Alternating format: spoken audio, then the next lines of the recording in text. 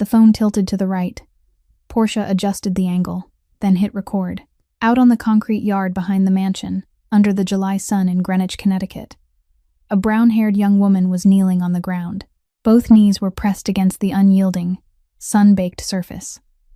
In front of her was a plate of rice, placed directly on the cement, wedged between two water bowls meant for dogs. To her left, a Neapolitan mastiff named Caesar had lowered his head and was eating.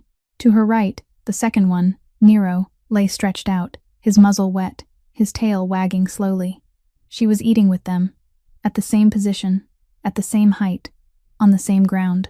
Beside her, an old woman sat in a rusted garden chair, whose back had already lost 3 screws. She was 83 years old. Her hair was pure white. Her hand shook so badly that the plate of rice on her lap trembled with every movement, and grains fell onto her dress without her noticing. Her eyes were red, but she wasn't crying. She had forgotten how to cry a long time ago, or perhaps there were no tears left to fall. Portia stood in the back doorway, her back against the oak frame, one hand holding her phone, the other holding a glass of Sauvignon Blanc. She sent the video into the group chat with 3 laughing emojis. Guess who's having lunch with Caesar and Nero today? 6 friends stood around her, wine glasses in hand, watching as if it were some entertainment after lunch. The brown-haired young woman didn't look up. She chewed slowly, swallowed slowly. Her back stayed straight, even as sweat ran down the length of her spine and soaked through the thin fabric of her shirt, even as the skin on her knees began to take the imprint of the concrete. She refused to become the thing Portia wanted her to become, not because she was strong, but because Katerina was watching her. So Brielle ate, with an unwavering posture, slowly, as though the hot concrete beneath her knees were the oak dining table she herself had served Portia at for 5 years. The old woman, Katerina Moretti, 83 years old, lifted the spoon toward her mouth with trembling hands. Her hand was so weak that half the rice fell back onto the plate before it could reach her lips. Brielle stopped eating, gently steadied her hand, and helped the spoon reach her mouth. "Eat slowly, Nana," she said softly, quietly enough that only the old woman could hear. "I'm right here." No one else heard those words, but Katerina heard them, and her hand trembled a little less. Portia stopped recording, took a sip of wine, turned to her friends, her voice light and careless. "She's been doing this for 5 years. You'd think she'd learn her place by now, but this was what Portia didn't know, what no one in this 12-bedroom house knew.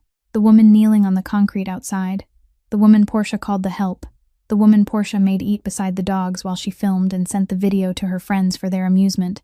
That woman was the only reason Katerina Moretti could still remember her grandson's name. She was the only one who had realized the old woman was being poisoned day by day with sedatives. She was the only one keeping her alive inside the very house that should have protected her. And directly beneath their feet, exactly 1 floor below this scene, in the basement Portia had never once stepped into, Declan Moretti was sitting there, Katerina's grandson, master of the house, the boss who controlled half the underworld of the northeastern United States. He didn't know yet that his grandmother was eating rice beside the dogs right above his head, didn't know yet that his fiancée was laughing and filming it. But he was about to know, because at this very moment, on the 2nd floor, a man was looking through the window. He saw everything, the concrete, the 2 dogs, the trembling old woman, the young woman kneeling with her back straight, and Portia, smiling. That man's name was Rafe, and he was walking downstairs. But to understand why Brielle Ashford, 27 years old, without a penny to her name, without a single family member left except for her 82-year-old grandmother with Alzheimer's in a nursing home, could kneel on concrete beside dogs and not stand up and walk away, we have to go back. Back to Burlington, Vermont, to a 14-year-old girl standing in a cemetery watching her father's coffin being lowered into the earth, and to the final promise she made to her mother on a hospital bed 5 years later. Because that was where everything began. Because every time Brielle lowered her head and said, "Yes, ma'am," to Portia, in her mind she heard Ruth's voice, the sound of her grandmother's voice when she still remembered Brielle's name, when she could still say, "I'm so proud of you, sweetheart."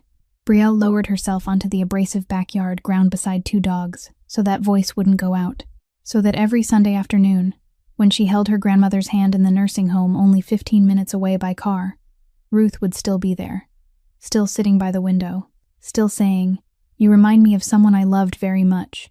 even though she couldn't remember who that person was. And Brielle would smile, swallow her tears, and say, "I love you too, Grandma." Every time, the same words, like a ritual she would never abandon, even if she had to kneel beside dogs to keep it alive. If this story moved you, hit like. Just one tap, but it helps Brielle reach more people. Share this with someone you know who is also suffering in silence because of someone else. And subscribe to the channel, turn on the bell, because what happens when Rafe walks down that staircase is something you won't want to miss. Burlington, Vermont. 13 years before Brielle Ashford's knees were pressed into the hot concrete in the backyard of the Greenwich mansion, she was a 14-year-old girl, standing in the middle of Mount Calvary Cemetery in a black dress borrowed from her mother, watching her father's coffin descend into the ground. Thomas Ashford, a carpenter, 41 years old, had died when scaffolding collapsed at a construction site on the outskirts of the city. People said he had died instantly, without pain. Brielle didn't believe that.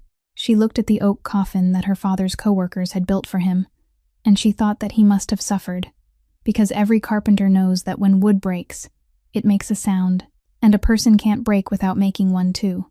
But Brielle made no sound. She stood beside her mother, one hand holding her grandmother Ruth's hand, and she didn't cry, not because she was strong, but because she was holding the two women beside her upright. 14 years old, and Brielle had already begun doing the things she would do for the rest of her life, standing straight so others would have something to lean on. After the funeral, the little wooden house on Maple Street lost the smell of sawdust. The workshop in the backyard closed. Her mother, Linda Ashford, a nurse at the community hospital, took on extra night shifts at a nursing home. 2 jobs, 6 days a week. Brielle started helping in the kitchen at the Italian restaurant at the end of the street after school, washing dishes until 9 at night, then going home to cook for Ruth and read to her before bed. Every Sunday morning, Ruth still kneaded dough in the kitchen, and Brielle stood beside her learning how to roll it evenly, how to crimp the edges of a pie crust with the tip of a fork, how to dust flour across the table so nothing would stick. Those mornings were the only thing in the house that didn't change after her father died. Then that changed too. Brielle was 19 when her mother sat down at the kitchen table on a November evening, placed both hands on the surface, and said 3 words Brielle would never forget. "Lung cancer, baby. Late stage." The doctor said 4 to 6 months. Linda Ashford lived for 4. 4 months in which Brielle drove home from her college dorm every day, sat beside her mother's bed, changed the sheets, measured out medicine, took her temperature, and pretended that final exams still mattered. 4 months in which Ruth stood in the doorway of the sick room every morning and asked, "Linda, are you going to work today?" Because she had already begun forgetting that her daughter was dying. On the last night, Linda held Brielle's hand. Her mother's hand was so light that Brielle had to look down to make sure she was still holding on. Linda spoke in a hoarse voice, 1 word at a time, as though each one cost all the strength she had left. "Take care of Grandma Ruth. Promise me," Brielle said. "I promise, Mom." And Linda closed her eyes. Not then, but 3 hours later, at 3 in the morning, while Brielle was dozing in the chair beside the bed. She woke because of the silence. Not ordinary silence, the kind of silence that comes when a room suddenly has 1 less person breathing in it. Brielle dropped out of college in her 2nd year. No one forced her. No one needed to. She looked at Ruth standing in the kitchen, asking "Where's Linda?" for the 3rd time in 1 morning. And she knew that a bachelor's degree couldn't cook for her, couldn't take her to appointments, couldn't sit beside her at midnight when she woke in a panic and didn't know where she was. Brielle was 20 years old, alone, taking in her 75-year-old grandmother, who was slipping into the early stages of Alzheimer's. She did everything. Waiting tables in the morning at a diner on Church Street, cleaning houses for 3 families in the afternoon, babysitting on Friday and Saturday nights. Money came in and money went out, and the distance between the two kept growing thinner, like a thread pulled too tight. Ruth needed medicine, needed specialists, needed things that Brielle's 2 hands, working 14 hours a day, still couldn't afford to buy. Every night, after Ruth fell asleep, Brielle sat on the bed in the small room that had once belonged to her parents. She opened her phone. Not to call anyone, because there was no one to call. She opened the photo album. She scrolled from the latest picture back to the first, a picture of Ruth from the month before, her eyes empty, sitting by the window saying nothing. She scrolled backward. A picture of Ruth from 1 year earlier, smiling, but her eyes had already begun to drift. Further back. 2 years. 3 years. Ruth laughing wide, holding a tray of hot pastries, flour on her cheek. 4 years. Ruth holding Brielle on high school graduation day, saying, "I'm so proud of you, sweetheart," and Brielle could hear every word in the picture, even though pictures make no sound. She kept scrolling back through time as though she could rewind to the day Ruth still remembered her name, still knew who she was, still said those words. Then she turned the screen off, closed her eyes, wrote nothing, said nothing, because Brielle wasn't someone who kept a journal or whispered to the dark. She was someone who did, and tomorrow morning she would get up at 5 and keep doing. That girl grew up, and 13 years later, she would kneel on hot concrete beside 2 dogs. But before that, she had to find a house behind iron gates. Brielle found the job posting on a March night, at 2 in the morning, on the screen of a phone with a cracked corner while Ruth slept in the next room. She had scrolled past hundreds of listings like it over the previous 2 years, enough to know the formula by heart. Low pay, no benefits, flexible hours as the polite way of saying we will call you whenever we want, and you don't get to say no. But this posting was different. The Moretti family, Greenwich, Connecticut, housekeeper and elder caregiver, $1,800 a week, room and board included, and one line that Brielle read 3 times to make sure her tired eyes weren't deceiving her. Full health insurance for dependents. She didn't care about the money. She didn't care about Greenwich or who the Moretti family was. She saw only one thing, that insurance was enough to cover specialized care for Ruth at Maple Grove Nursing Home, exactly 15 minutes by car from the address in the listing. 15 minutes, close enough that every Sunday she could still hold Ruth's hand and hear her say that sentence. Brielle submitted the application before dawn. 2 weeks later, she drove her 2007 Honda Civic through the wrought iron gates of the Moretti estate for the first time, and the world she knew stopped at those gates. On the other side stood something Brielle had never seen in real life. A gray stone mansion with 12 bedrooms rising in the middle of a lawn trimmed so sharply it looked measured with a ruler, evergreen hedges taller than a man, and a natural stone driveway leading to a front door of oak so heavy it looked as though it would take 2 people to open it. And at the entrance, 2 Neapolitan mastiffs lay on either side of the steps like guard statues, folds of wrinkled skin hanging over their faces, their eyes lazy but watching every step she took from the moment she got out of the car. Caesar and Nero. Brielle didn't know their names yet. She knew only that each of them weighed more than she did. And they looked at her as though they were deciding whether she deserved to pass through the gate. She was led into the house through the side service entrance, not the front door. The man who led her was the butler, an older man who spoke very little, and he didn't explain why they were going through the side entrance. Brielle didn't ask. The hallway inside was laid with white and gray marble, the ceiling so high that her footsteps echoed like they did in a church, and everything was so clean that Brielle felt every speck of dust on her worn shoes was an insult. She met Declan Moretti first, or rather, she saw him pass by. He stepped out of the study into the hallway, just as she was walking through, tall, broad-shouldered, in a black suit without a tie, and his footsteps made no sound at all on the marble floor, as though he had trained himself to move without letting the world know he was coming. He looked at her, nodded, a single nod, neither slow nor fast, neither cold nor warm, just enough to acknowledge that he knew she existed in this house. Then he kept walking. Brielle stood there watching him go, and something in her stomach tightened. Not fear, but the feeling a small animal gets when it has stepped into the territory of something much larger. She met Caterina Moretti in the first-floor sitting room.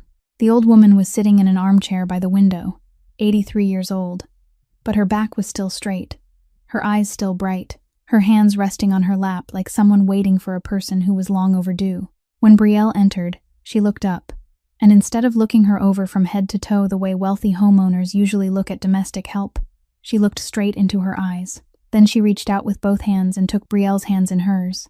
Her hands were small and warm and trembling slightly, and she said in a voice touched with Italian and English, "You have kind eyes, ragazza. Stay." Brielle swallowed, because it was the first time in 2 years that anyone had looked into her eyes and said anything other than how much or clean this. She met Portia Kensington last.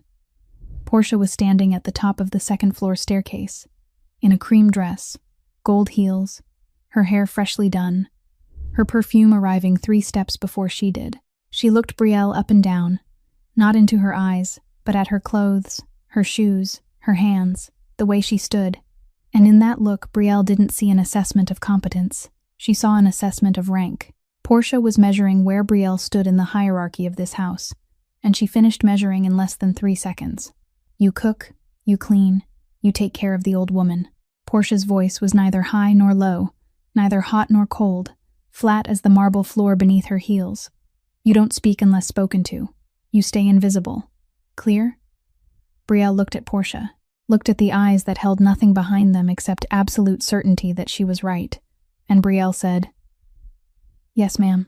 Those 2 words came out of her mouth so easily, so gently, that she almost didn't feel the bitterness. Almost. That was the first day. Brielle entered that house through the back kitchen door. She would not walk through the front door for 5 years. Portia wasn't cruel from the beginning. Her cruelty came in layers, room by room, like someone building a brick wall by placing one more brick each day until, by the time Brielle realized she was trapped, the wall had already risen over her head. The front door was the first brick. In her first week working there, Brielle entered through the main entrance because no one had told her she couldn't. Portia stood at the foot of the staircase, watched her walk through the oak doorway, and said in a calm voice, as if commenting on the weather, "The front door is for family and guests. You are not family, and you are not a guest. Use the back kitchen entrance." Brielle nodded. From that day on, she walked around through the backyard, past the place where Caesar and Nero lay, past the tool shed, and into the house through the narrow door beside the sink. She used that path every day for 5 years, until the grass along the back trail had been trampled dead into a strip of bare dirt that no one but her ever stepped on. The kitchen was the second brick. Portia began inspecting every dish Brielle cooked, as if she were a health inspector. The sauce is too thick, throw it out. The rice is too soft, make it again. The meat is overcooked by 2 minutes, toss it. Every week, nearly half the food Brielle prepared was ordered into the trash by Portia, and Brielle had to start over from the beginning, standing at the stove for another 2 or 3 hours, while her back ached and her eyes burned from lack of sleep. Portia never tasted any of it. She only looked, frowned, and shook her head. Because the point was never the quality of the food. The point was to make Brielle understand that no matter what she did, no matter how hard she tried, the power to decide whether she was good enough or not still belonged to Portia. Katerina's room was the third brick, and this one was the heaviest. 6 months after Brielle began working there, Portia ordered Katerina moved from the large second-floor bedroom, the one with windows facing the garden and a bed wide enough for her to turn comfortably, up to the attic room on the 3rd floor. The attic room was only a third the size of the old one. With a ceiling so low, Brielle had to duck when she entered, sweltering in the summer because the roof trapped the heat, and freezing in the winter because there was no separate heater. "She doesn't know where she is anyway," Portia said when Brielle stood looking at the new room with its narrow twin bed and dim yellow ceiling bulb. "A big room is wasted on someone who can't tell the difference between big and small anymore." On the first night Katerina slept in the attic, Brielle secretly carried up 2 extra blankets from the storage room and tucked them around her. And she did that every night for the next 4 years, summer and winter alike, because blankets weren't only for warmth. Blankets were a way of letting her know that someone remembered she was here. The bathroom was the 4th brick. 2nd year, Portia had a workman come install a portable toilet in the tool shed beside the garage, the kind of blue plastic toilet used on construction sites, set between shovels, hose, and the lawn mower. "That's yours," Portia said. "Don't let me see you using the bathrooms inside. Ever." Brielle stood looking at the plastic toilet in the shed, thick with the smell of gasoline from the mower, and she nodded, and she said, "Yes, ma'am." And she stepped back outside, and she didn't cry, because crying in that house was a luxury she couldn't afford. The dining room was the 5th brick. Also in the 2nd year, Portia cut Katerina's portions. "She eats too much. Cut it down." Brielle watched the old woman's plate grow smaller and smaller, watched her trembling hand lift the spoon, and she began giving half of her own portion to her at every meal. Half became 2/3. 2/3 became almost all of it. Brielle began eating only 1 meal a day, usually whatever was left after Katerina finished. Sometimes a slice of bread with water, sometimes nothing at all. She lost 4 kilograms in the first 6 months. No one noticed, because no one looked at her long enough to notice. The hallway was next. 3rd year, Portia made a new rule. Brielle was not allowed to walk through the main hall after 9 at night. "I don't want to see you when I'm relaxing." From then on, after 9, Brielle moved through the 12-bedroom house by way of the back staircase near the kitchen and the narrow servant corridors, the passages Portia's guests never saw, never even knew existed, like veins buried inside the walls. Brielle walked through them every night, soundless, unseen, like a ghost inside the very house she cleaned for 14 hours a day. And through all of it, Declan Moretti was away. In New York, in Boston, in Chicago, wherever business took him, and every time he came home, the estate became a stage set. Portia played the perfect fiancée. The house gleamed. Katerina was brought down from the attic to the first-floor sitting room and placed on the sofa like a display piece. Brielle disappeared into the kitchen, as though she had never existed at all.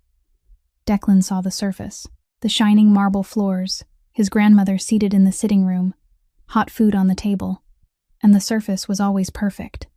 Because Brielle was the one polishing it, every room taken from her was one more reason to leave.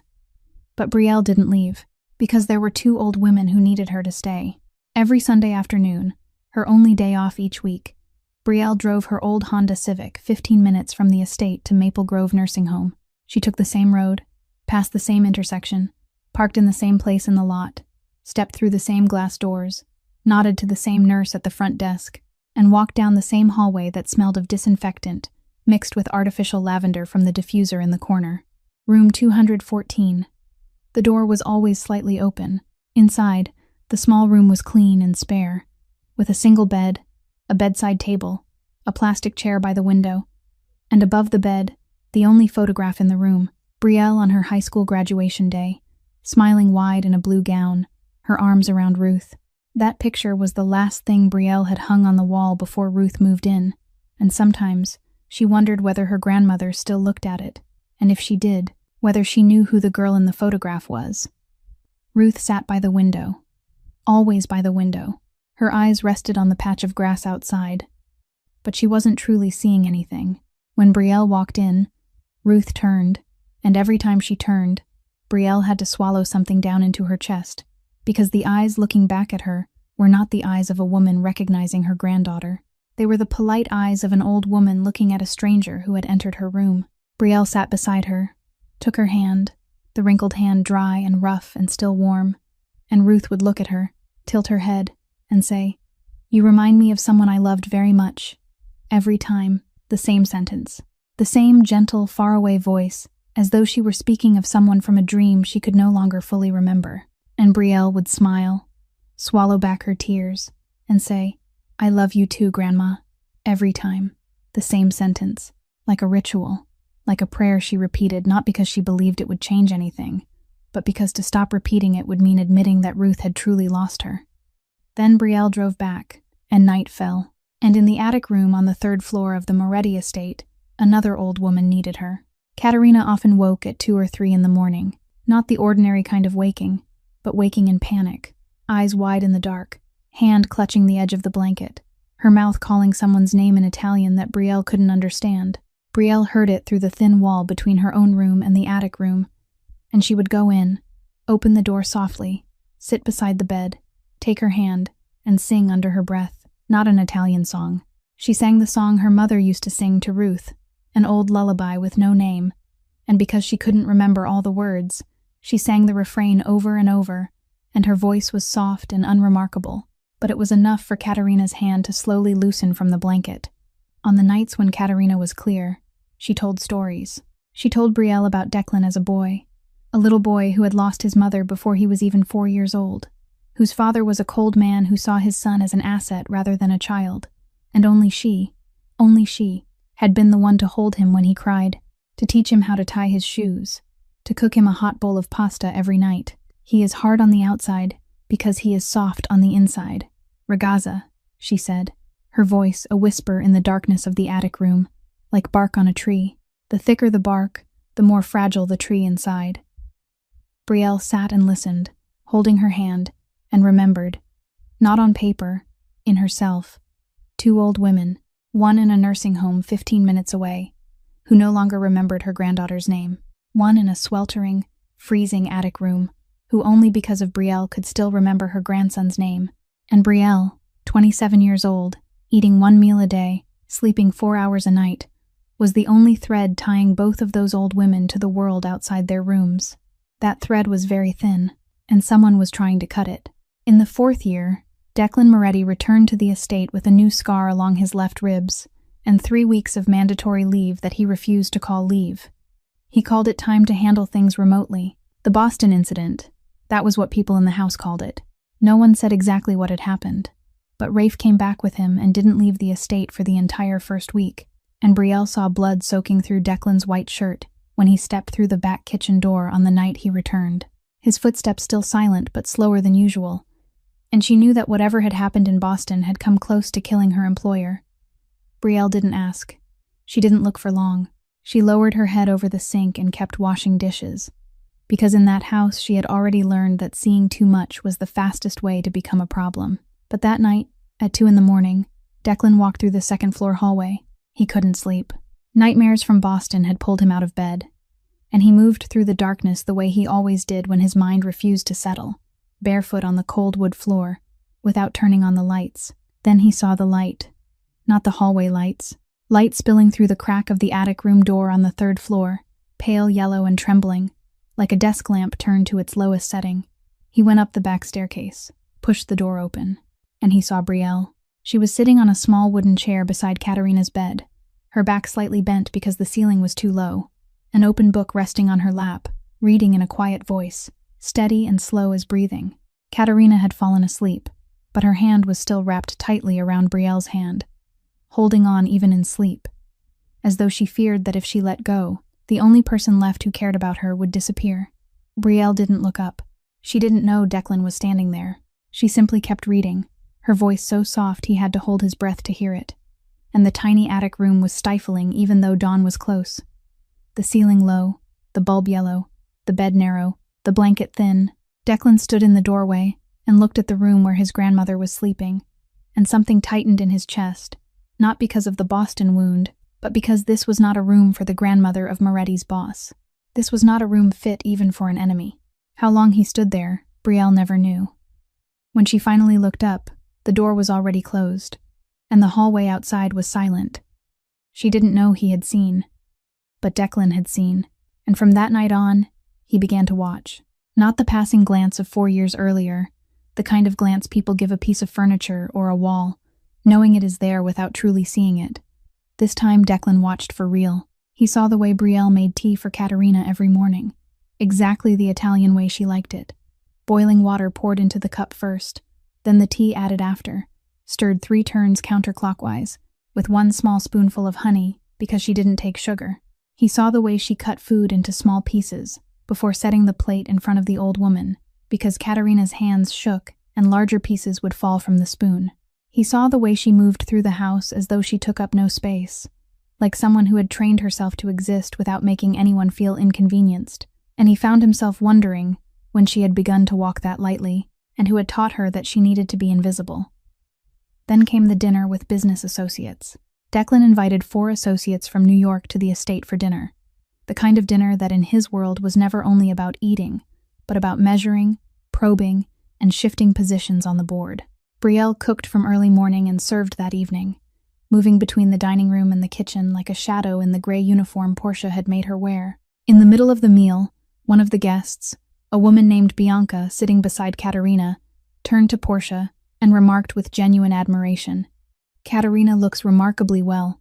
Who takes care of her?"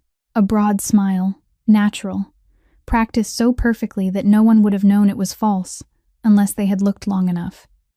"I do," Portia said. "She's family. I make sure she's comfortable every day." Brielle was standing behind them, holding a silver tray of bread. She heard every word clearly, and all 10 of her fingers tightened around the edge of the tray until her knuckles went white. She said nothing. She turned, walked back into the kitchen, set the tray down, and stood there with both hands gripping the edge of the stone counter, eyes closed, breathing.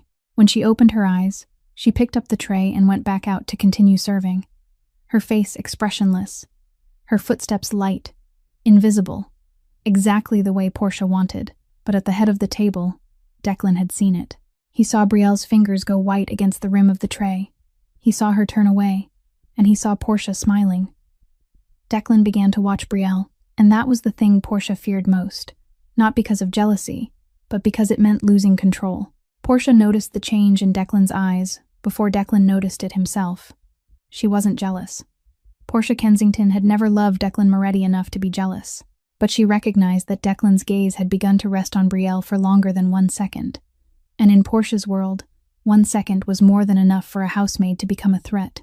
Not a romantic threat, a territorial one. This house was Portia's kingdom, and anyone who began to occupy space in the king's eyes, even if it was only a shadow passing down the hallway, had to be pushed to the edge. Portia started with money. One morning, she called Brielle into the sitting room and announced in a calm voice that the dependent health insurance plan would be cut, the reason being a family cost adjustment. Brielle stood there with her hands clasped in front of her stomach, and she felt the floor beneath her tilt. That insurance was why she was here, the only reason she had endured 4 years. Without it, the cost of Maple Grove for Ruth would fall directly onto her shoulders, $6,000 a month, and with a salary of $1,800 a week, after paying Maple Grove she would have about $300 left for everything else. Gas, phone, clothes, and food. $300 a week in Connecticut, where a cup of coffee cost $5. Brielle stopped eating breakfast. Then she gave up lunch altogether. Only dinner remained, usually whatever was left after Katerina had finished eating. And sometimes Brielle would look at that last plate of rice, and then divide it again for Katerina because the old woman was still hungry, and that night Brielle would go to bed with an empty stomach. Then Portia cut time. Starting that week, Brielle was forbidden to stay in Katerina's room after 8 at night. She is asleep. You don't need to be here. But Katerina didn't sleep at 8. She usually woke at 2 or 3 in the morning in a panic, and now when she woke, there was no one there. No Brielle's hand, no quiet singing voice, only darkness and the low attic ceiling, and the sound of her calling someone's name in Italian with no one to hear. To make up for it, Portia began giving Katerina heavy doses of sedatives, the kind the family doctor had prescribed in a mild dose to help with sleep. But Portia doubled it, then tripled it, because the more Katerina slept, the quieter the house became, and Portia liked quiet. Katerina began sleeping 16, 17, 18 hours a day. When she was awake, she was sluggish, her eyes cloudy, her hands too weak to hold a spoon. Brielle watched her decline day by day and could do nothing, because if she opened her mouth, she would lose her job, and losing her job meant losing the insurance, and the insurance was already gone, but losing the job meant losing the paycheck too, and losing the paycheck meant losing Ruth. Then, Preston Kensington arrived.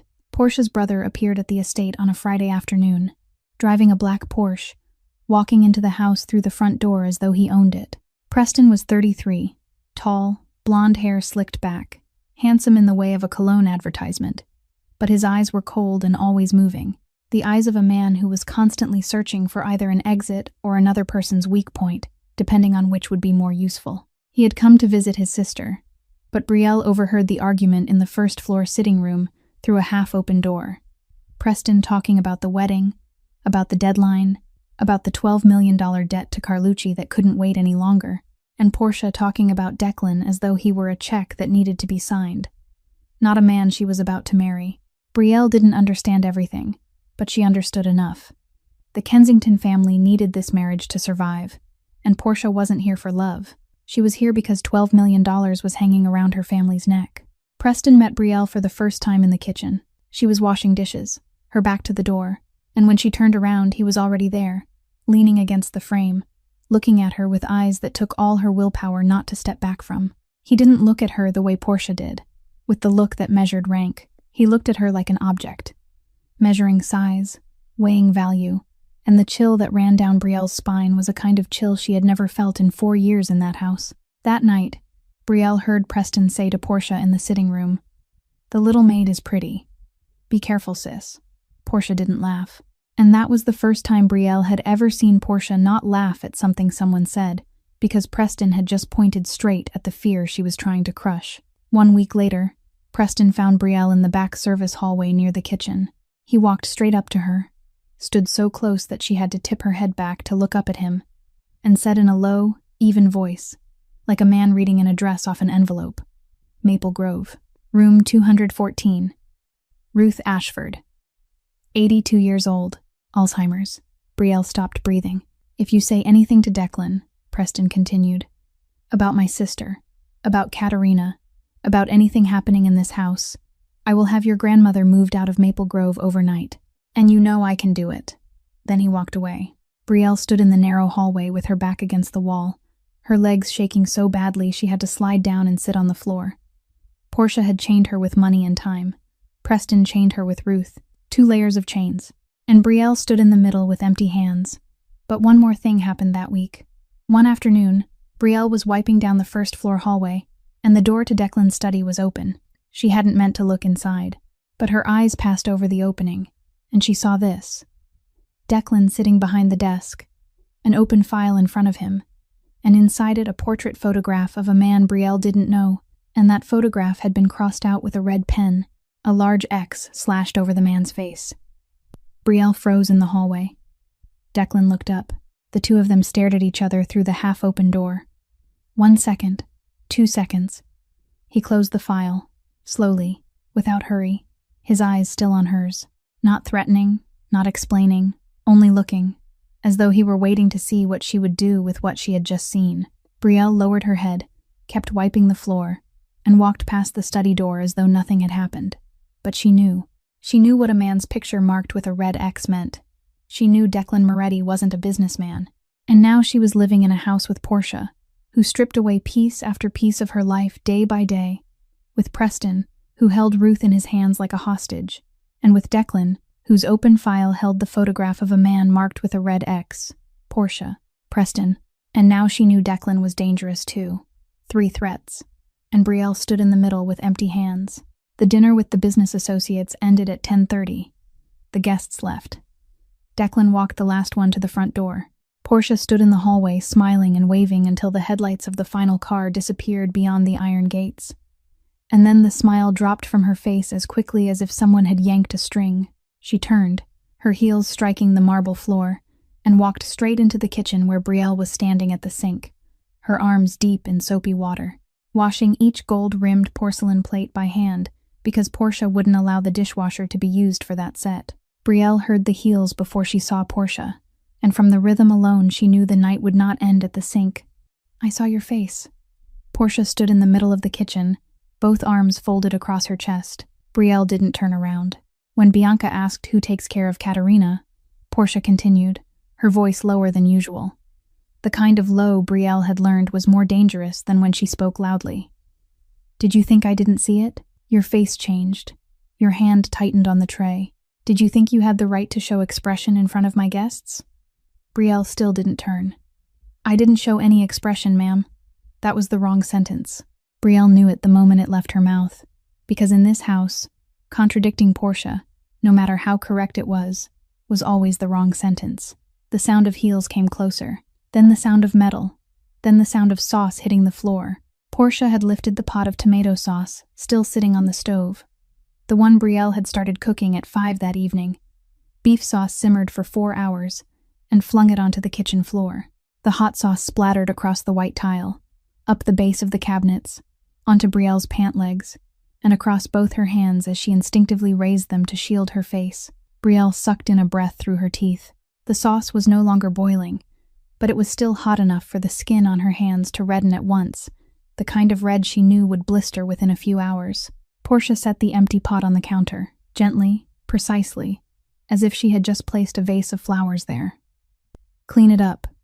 2 words. Then she turned and walked out of the kitchen, her heels striking the marble floor in an even rhythm, growing fainter with distance. Brielle stood in the middle of the kitchen, red sauce spreading beneath her feet like blood, her hands burning, and she did what she always did. She took a rag, she knelt down, and she cleaned, her knees pressed into the wet tile, the hot sauce soaking through her pants, her right hand scrubbing the floor while the skin of her palms burned so badly she had to bite her lip to keep from crying out, and she wiped away every red streak from the white floor, every drop, every smear, as if she were erasing the last proof that what had just happened was real.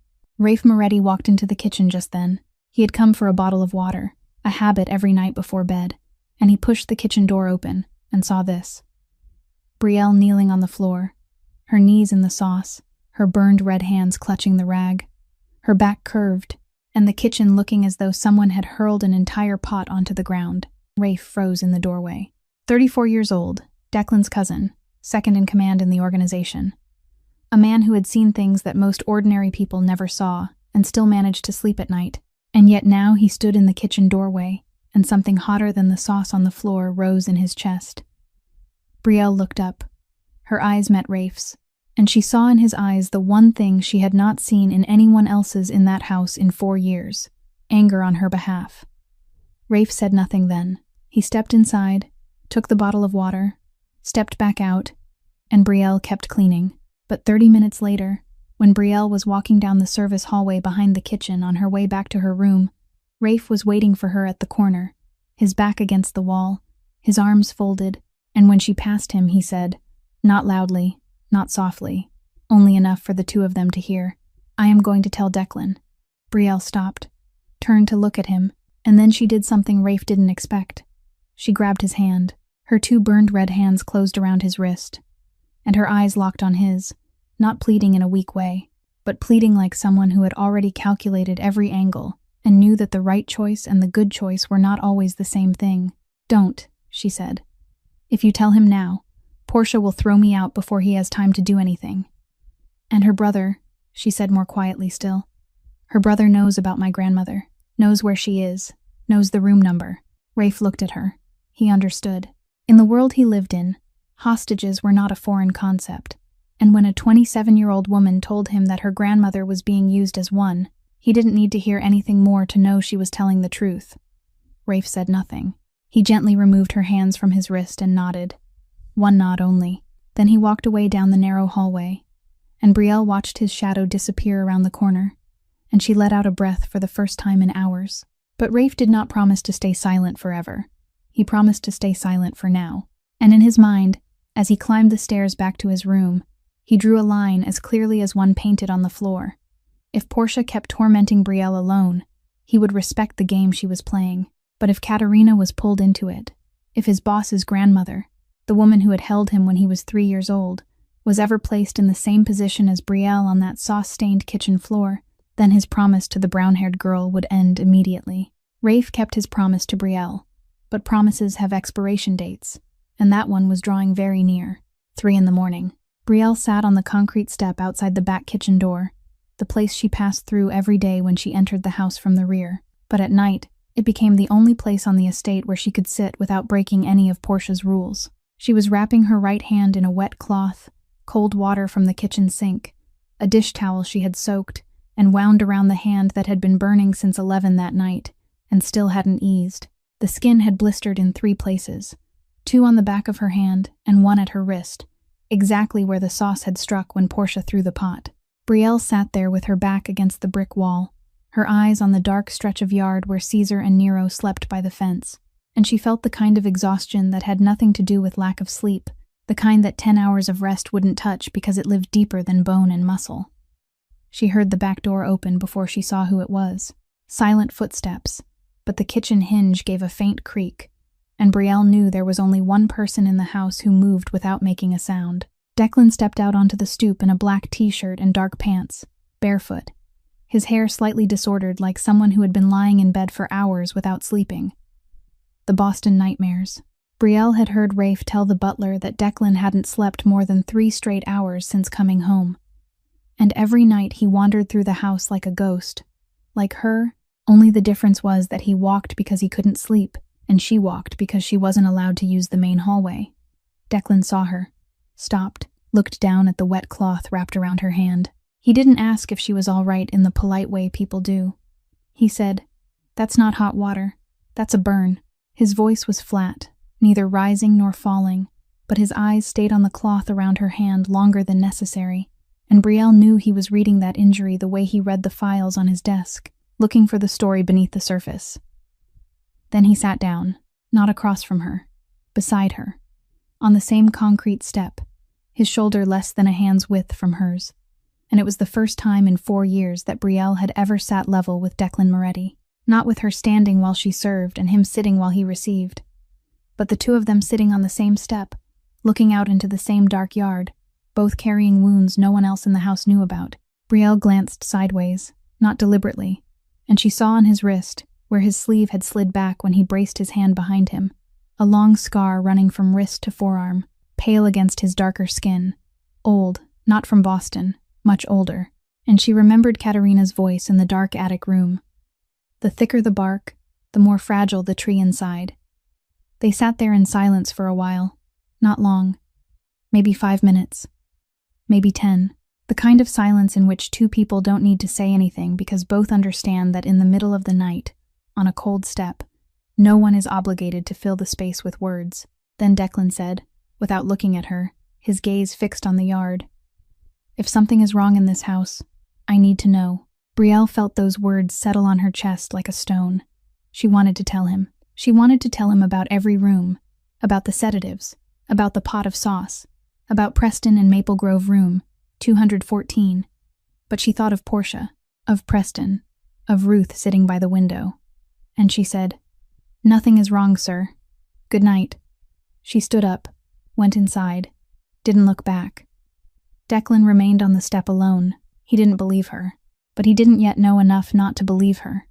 Sunday, Maple Grove. Brielle pushed open the door to room 214, and Ruth was sitting by the window as always, her eyes on the grass outside, her hands resting in her lap. When Brielle walked in, Ruth turned, looked at her, and Brielle prepared herself for the sentence she had heard hundreds of times, the sentence that still hurt like the first time every time she heard it, though she had learned how to swallow the pain before it reached her eyes. But today Ruth didn't say that sentence. She looked at Brielle, tilted her head, frowned slightly as if trying to remember something very far away, and then she said, "Are you the new nurse?" The other one was nicer. Brielle stood in the doorway. She didn't know which nurse Ruth meant, because there had been no nurse before her. Or perhaps in Ruth's mind there was some nurse from a memory mixed together with the present. But that didn't matter. What mattered was that today Ruth did not say, "You remind me of someone I loved very much."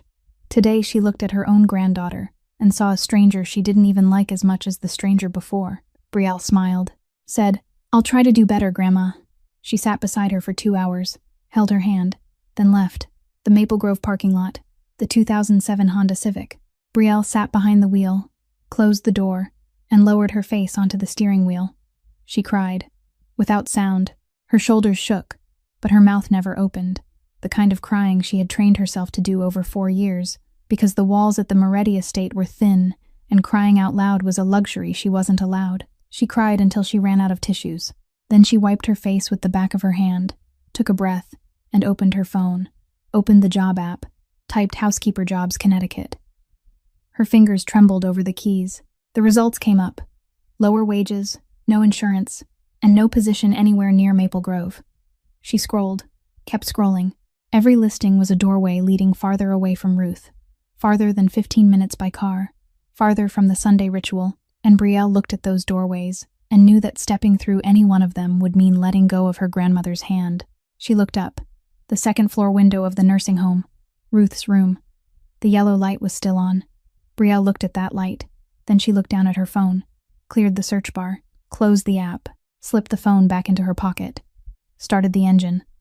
She wasn't strong because she never wavered. She was strong because she wavered and still came back. But the next time she came back, she would discover something that made silence impossible. Brielle's suspicion began with Katerina's hands. The old woman had always trembled, but the tremor of old age is a light thing, coming in waves, still able to hold a spoon, still able to keep a teacup steady if someone placed it carefully into her hand. But 2 weeks after Portia forbade Brielle to remain in her room past 8 at night, Katerina's hands no longer trembled. They sagged. Her fingers went limp, as if there were no bones left inside them, the spoon slipping from her grasp, the instant Brielle placed it there, the teacup tipping into her lap before she could react, and her eyes, the same eyes that only 10 days earlier had lit up while telling stories about Declan as a boy, now looked clouded, like window glass filmed over with fog. Katerina slept 16 hours, then 17, then 18. When she was awake, she was sluggish, silent, unable to recognize Brielle, sitting on the bed staring at the wall, with the empty gaze of someone being pulled slowly downward into a place so deep no one could reach her there. One night, after Portia had gone to bed, Brielle slipped up to the attic room. She opened Katerina's bedside drawer, the one where Portia had been keeping the medicine box herself ever since she forbade Brielle to stay past 8. Brielle took out the bottle and read the label in the glow of her phone. A sedative, the kind the family doctor had prescribed in a mild dose to help an elderly woman sleep. The prescribed dose on the label was 1 pill before bed. Brielle counted the pills remaining in the bottle, checked them against the dispensing date printed on the cap, and her hand turned cold. Portia had been giving her 3 pills a day, 3 times the prescribed dose. Brielle sat on the attic floor with the bottle in her hand, and she understood that Katerina was not weakening because of age. She was being poisoned. Slowly. Every day. By the very woman who was about to become her granddaughter-in-law. Brielle began reducing the dose that same night. Every evening after Portia went to bed, she crept up to the attic and removed some of the medicine from the cup Portia had prepared for Katerina to take the next morning. On the first day, she removed 1 pill. By the 3rd day, she removed another half. She went slowly, because stopping a sedative too abruptly in an elderly person could cause seizures. And Brielle was not a doctor, but she had cared for the sick long enough to know that an 83-year-old body does not forgive haste. 10 days. 10 nights Brielle crept up to the attic room. 10 nights she held her breath moving through the forbidden hallway after 9. 10 times she heard herself swallow in the dark and wondered what would happen if Portia caught her. On the 10th day, Katerina woke changed. Her eyes were bright. Her back was straight. Her hand could hold a spoon without trembling. Brielle was sitting beside her bed at 6 in the morning, before Portia woke, and Katerina turned to look at her, looking straight at her, not through the dull fog of sedatives, but with the clear eyes of a woman who had spent 83 years seeing enough of the world to know exactly what was being done to her. She took Brielle's hand, held it tight, and she said, each word clear, her Italian-touched English voice not trembling at all, "That woman is poisoning me, Ragazza. She wants me gone. Tell my grandson. Tell Declan." Brielle did not breathe for 3 seconds. Then she did the thing she had been thinking about for 10 nights in the attic. She pulled out her phone, pressed record, and asked Katerina to say it again. Katerina said it again, the same sentence, the same voice, clear, lucid, impossible to mistake for delirium. Brielle stopped the recording, locked the file, and hid it inside the folder with old photographs that no one would ever think to open. Her only card. She did not play it right away. She hid it, and waited. But Portia was not stupid. Portia realized Katerina was coming back when the old woman began refusing her morning pills, pushing Portia's hand away and saying no in a voice so clear it made Portia step back in surprise. Portia checked the bottle, counted the pills, and she knew. She knew someone had reduced the dose, and in that house, there was only one person who slipped up to the attic every night. But Portia did not punish Brielle directly. She had learned that Brielle could endure blows aimed at herself. She had thrown an entire pot of hot sauce at her, and Brielle had still knelt to clean it without making a sound. So this time Portia struck where Brielle could not endure it. Portia called Maple Grove Nursing Home, pretending to be a family relative, and ordered every level of service for Ruth Ashford in room 214. Reduced, specialist care cut off, rehabilitative therapy stopped, transfer to a smaller room. Brielle did not know until Sunday. She pushed open the door to room 214 and found it empty. The bed had been stripped. Her graduation photograph was gone from above the nightstand. Brielle stood in the middle of the empty room, her heart beating in her throat, and she ran into the hallway to ask the nurse. Mrs. Ashford was moved, the nurse said. First floor, room 103. Brielle ran downstairs. Room 103 was nearly half the size of the old room. It did not have a window facing the garden, only one looking directly at the parking lot. The warm yellow light was gone, replaced by cold white fluorescent light, and Ruth was sitting on the bed alone, with no one reading to her, no one speaking to her, her eyes fixed on the parking lot beyond the glass, with the expression of a woman who did not know where she was anymore, and no longer had the strength to ask. Brielle stood in the doorway of the new room, and for the first time in 5 years, she did not feel sorrow. She felt anger. Real anger. The kind that begins in the pit of the stomach, and rises into the chest and the throat, and burns so hot she could feel it behind her eyes, hotter than the sauce on the kitchen floor, hotter than summer concrete, so hot that if she opened her mouth now, she was afraid what came out would burn down everything she had built over 5 years. But Brielle did not open her mouth, because exploding now would mean losing. It would mean Portia won. It would mean Ruth would lose even room 103. It would mean the recording file on Brielle's phone would become worthless. Brielle swallowed the anger down. She swallowed it the way she swallowed bitter medicine. She forced it down into her chest, into her stomach, folded it into the smallest shape possible, and placed it beside the audio file in the folder with the old photographs. She waited, not because she was afraid, because exploding now would mean losing. But 2 weeks later, Portia would do something that made it unnecessary for Brielle to explode at all, because someone else would do it for her. And that is how we return to where the story began. 2 weeks after the day, Brielle stood in the doorway of room 103 and saw Ruth sitting alone in a smaller, darker room. Portia decided to host a weekend luncheon. 6 friends, the kind of women Brielle had grown used to watching for 4 years, the kind who wore gold crosses around their necks and treated servers like furniture. Brielle began cooking at 5 in the morning. Lunch lasted 2 hours. She served, cleared, poured wine, collected plates, and remained invisible in exactly the way Portia had trained her to be for 5 years. Then, when the meal ended and the 6 women were still sitting in the backyard sipping their 3rd glass of wine under the July sun, Portia did the thing she had been planning ever since she discovered that Brielle had been reducing the sedatives. She ordered Brielle to bring Katerina down to the yard, the scene you have already seen at the beginning of the story. Hot concrete, 2 plates of rice placed on the cement between the dogs' water bowls, Caesar and Nero lying there eating beside them. Katerina Moretti, 83 years old, sitting in a rusted garden chair, her hands trembling, rice falling onto her dress. Brielle kneeling on the concrete, her back straight, eating slowly, helping lift the spoon to Katerina's mouth. Portia filming the video and sending it to the group chat with 3 laughing emojis. 6 women standing around with wineglasses in hand, watching as if it were entertainment after lunch. You already know that scene. You have already seen it. So we will not stay there. We are going upstairs. Rafe Moretti was standing at the bedroom window on the 2nd floor, the one looking straight down onto the backyard. He had no particular reason to be looking outside, perhaps only the habit of a man who checked every angle of any space he occupied, the habit that 10 years as Declan's second in command had turned into instinct. He looked down and he saw it. He saw the concrete. He saw the 2 dogs. He saw Katerina trembling in the rusted chair. He saw Brielle kneeling. He saw the 6 women laughing. And he saw Portia standing in the back doorway with a phone in her hand, recording it. Rafe stood there for 3 seconds. 3 seconds in which the line he had drawn in his own mind that night, in the service hallway behind the kitchen, shattered like glass. Brielle had asked him not to speak. He had nodded. But that promise came with a condition. If Katerina was dragged into it, he would not keep it. And Katerina was sitting in the backyard eating rice beside the dogs. His boss's grandmother. The woman who had held him when he was 3 years old, cooked pasta for him every night, taught him to read in Italian before he could read in English. She was sitting in a rusted chair beneath the sun, trembling, while someone recorded it to send to friends for their amusement.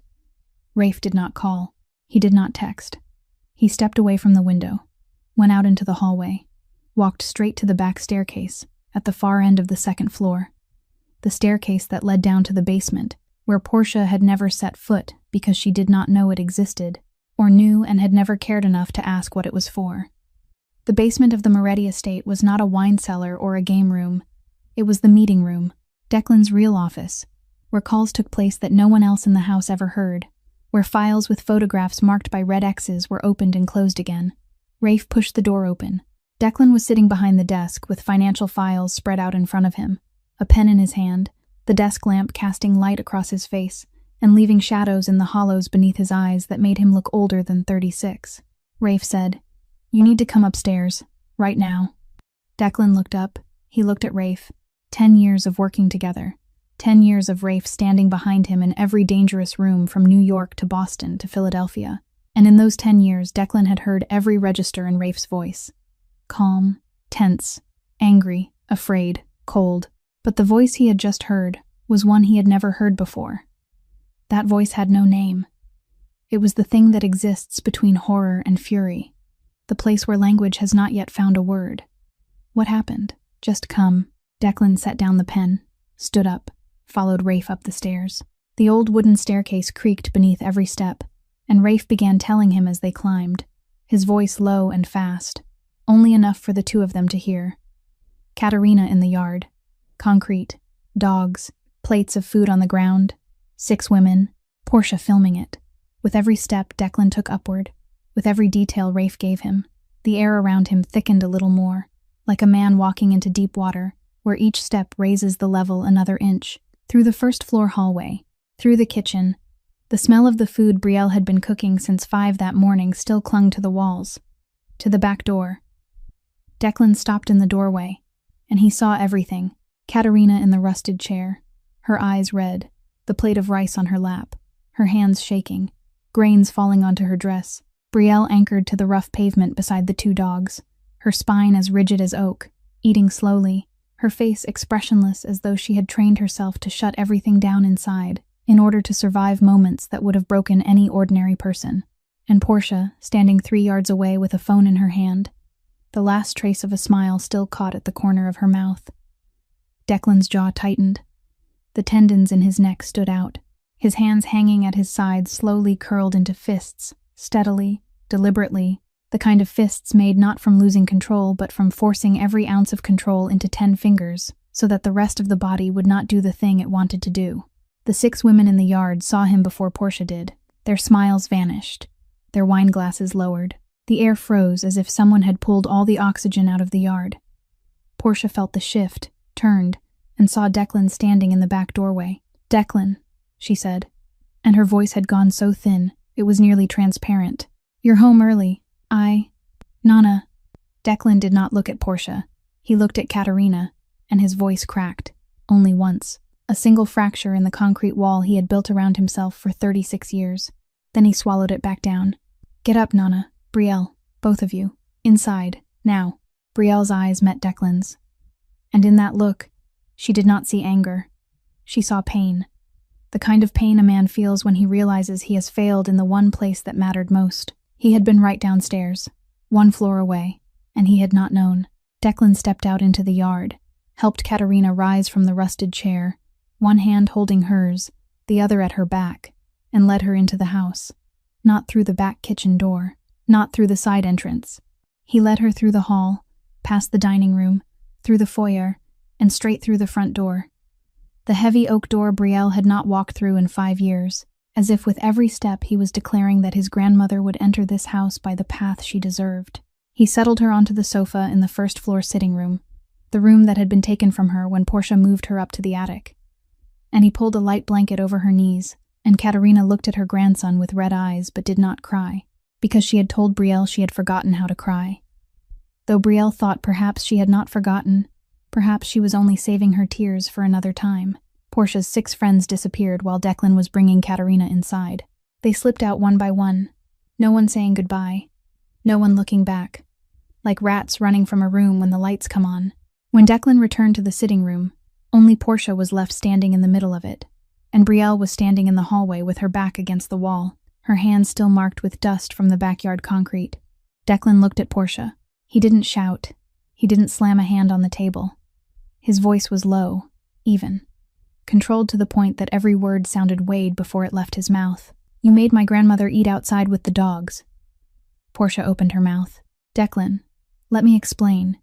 She needed fresh air, and I thought, don't. 1 word." And Portia's mouth closed, as if that single word had physical weight pressing her jaw shut. Declan turned to Brielle. For the first time, he looked at her not through a half-open doorway or in passing through a hallway or from the head of a dinner table. He looked directly into her eyes, and he asked 2 words.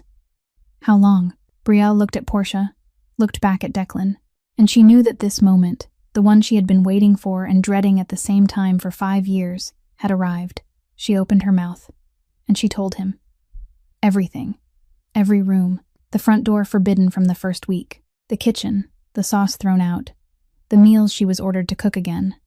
The tiny attic room, hot in summer and freezing in winter. The portable toilet in the tool shed. Katerina's portions cut down. The hallway forbidden after 9 at night. The insurance taken away. The sedatives tripled. Preston threatening Ruth at Maple Grove in room 214. Ruth's services downgraded. Her room changed. 5 years. Every day. Not a single day spared. Brielle spoke in an even voice, without trembling, without crying, like someone reading an inventory of damage after a storm, line by line. item by item, precise and cold, because if she let emotion into her voice, she would never be able to finish. Portia stood in the middle of the room, her face growing whiter and whiter.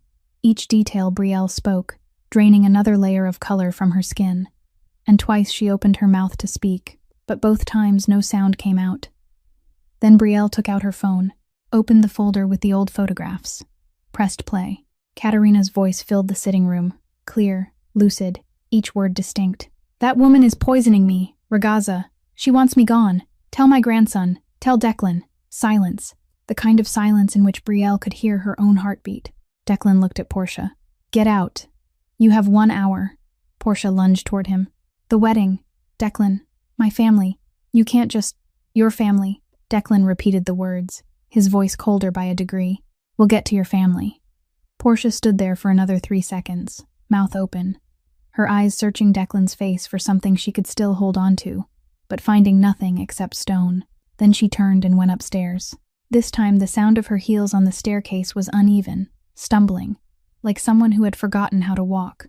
Declan remained standing in the middle of the sitting room for 10 seconds after Portia disappeared at the top of the stairs. Then he went into the study, closed the door. Rafe and Brielle stood in the hallway looking at the closed door, and 3 seconds later they heard glass break. Not a great crashing sound, a sharp, clean crack, like a fist driven into something flat and hard. Rafe stepped forward and opened the study door. Declan was standing before the large mirror hanging on the wall opposite his desk, his right hand bleeding, the blood dripping onto the wood floor, and the mirror was fractured outward from the point of impact like a spider web, reflecting his face in dozens of warped shards. "I run an empire, Rafe." Declan's voice was not loud, lower even than when he had spoken to Portia, so low that Rafe had to step closer to hear him. "I control half the eastern seaboard, and I couldn't protect an 83-year-old woman in my own house." Rafe said nothing, because there was nothing to say. "How many times, Rafe?" Declan turned to look at his cousin. Blood from his hand dripped onto the broken glass on the floor. "How many times did this happen while I was downstairs? While I was in the next room? I don't know. December I only saw today." Silence. Long. Heavy. Declan sank into the chair, resting his head in the hand that was still bleeding, blood smearing across his forehead and into his hair. And in that moment, the man who controlled half the Northeast looked like the motherless little boy Katerina had once described to Brielle in the dark attic room. Then he lifted his head. His eyes changed. The pain receded, and what replaced it was colder, sharper. The kind of cold Brielle had glimpsed once through the crack of the study door on the day he closed the file with the photograph marked by a red X. "Mafia instinct. Investigate her," Declan said to Rafe. "Brielle Ashford. Background, finances, past, everything. I want to know who she is before I believe anything she just said." Rafe nodded. "And the video," Declan continued. "Portia recorded it and sent it to the group chat. Recover it from every phone, all of them. Erase every trace. Keep 1 copy only." The Mafia boss fell apart and stood back up in the same night, but Brielle Ashford's file, when it landed on his desk 24 hours later, would make him fall apart a second time, in an entirely different way. 24 hours later, Rafe laid the file on the study desk, exactly where the night before blood from Declan's hand had dripped and been wiped away, though the wood there was still a shade darker than the surface around it. Declan sat behind the desk, his right hand wrapped in white bandage, the shattered mirror already removed, but the wall still holding the nail and the pale rectangular mark where the mirror had once hung. He opened the file. First page, Brielle Ashford, 27 years old, born in Burlington, Vermont. Father Thomas Ashford, carpenter, died when she was 14, workplace accident. Mother Linda Ashford, nurse, died when she was 19, lung cancer. Dropped out of the University of Vermont in her 2nd year. No degree, no assets, no real estate, no vehicle except a 2007 Honda Civic with an estimated market value of less than $2,000. Second page, finances, Chase bank account, Greenwich branch, current balance, $340. Declan read that number twice. $340. She lived in Connecticut, one of the most expensive states in America, and the total amount in her bank account was $340. Income, $1,800 a week from the Moretti family. Expenses, $1,500 a week, sent directly to Maple Grove Nursing Home for the care of Ruth Ashford, room 214, later, room 103. Total cost $6,000 a month, remaining $300 a week for gas, phone, clothes, personal necessities, and food. $300 a week in Connecticut. Third page, family. Grandmother Ruth Ashford, 82 years old, mid-stage Alzheimer's, Maple Grove Nursing Home. No one else. No siblings, no relatives, no close friends in her contacts, other than the nursing home and the Moretti estate. No criminal record. No bad debt. No ties to any organization, gang, or suspicious individual. Rafe stood across the desk, his arms folded, watching Declan read. When Declan reached the last page and stopped, Rafe said, "She's clean. December clean to the point of heartbreak. She lives on $300 a week in Connecticut. Eats 1 meal a day, gives half of it to your grandmother. Sometimes she eats nothing. 5 years. Silence. She isn't a spy. She doesn't belong to anyone. She's just a 27-year-old woman trying to keep her grandmother alive with everything she has. And everything she has is $340. Declan looked at the file. He didn't look at Rafe. He looked at the number 340 on the financial page. And he thought about the woman who had knelt on scorching concrete beside 2 dogs, so his grandmother wouldn't be afraid. The woman who had shared her own food with Katerina for 3 years while eating 1 meal a day herself. The woman who had slipped into the attic every night to reduce the sedatives and save his grandmother from being poisoned. And that woman had $340 in her bank account after 5 years of work, without a single day off except Sunday afternoon. He closed the file. Slowly. Rested both hands on the cover. Silent for a while. The kind of silence Rafe knew better than to interrupt. Then Declan said, "The grandmother. Maple Grove. Handle everything. Best room. Private doctor. 24-hour care. No name. Anonymous." Rafe nodded. But before turning away, he stopped. No signature? Declan didn't look up. No name. Declan Moretti had never done anything without signing his name to it. In his world, a name was power. A name was a mark. A name was the way he told the world that this thing belonged to him, and anyone who touched it would pay for it. This was the first time he had done something without wanting anyone to know. He stood behind it, and that was the first sign. 1 week later, Preston Kensington drove his black Porsche through the iron gates of the Moretti estate for the last time, though at that moment he did not yet know it would be the last. He entered through the front door, as he always did, shoulders straight, chin lifted, carrying the confidence of a man who still believed he held the stronger hand. Declan was waiting for him in the study, seated behind the desk, his right hand still wrapped in white bandage, the wall opposite left bare where the mirror had once hung. Rafe stood by the door, arms folded across his chest, his back against the wall, his face unreadable. Preston sat down in the chair across from Declan without being invited, crossed one leg over the other, and began in the tone he believed sounded like negotiation, but was in truth only begging wrapped in arrogance. "If you break the engagement, the Kensington family will withdraw every bit of support. Everything. Every connection. You need us, Declan." Declan looked at Preston, not with the look of someone measuring him, with the look of someone who had measured him long ago and was now waiting for him to finish his part before bringing the curtain down. "The $12 million debt your family owes Carlucci in Philadelphia," Declan said, his voice as flat as the desktop. "I bought that debt 3 months ago. You don't owe Carlucci anymore. You owe me." Preston did not go pale. He smiled, a broad, confident smile, the kind a man wears when he has just been struck but still thinks he is wearing armor. "You think I came here without a card to play?" Preston leaned forward. "I sent the full details of Moretti Holdings' underground operations to an investigative reporter at the New York Times. He's sitting on a 30-page article right now. My insurance policy.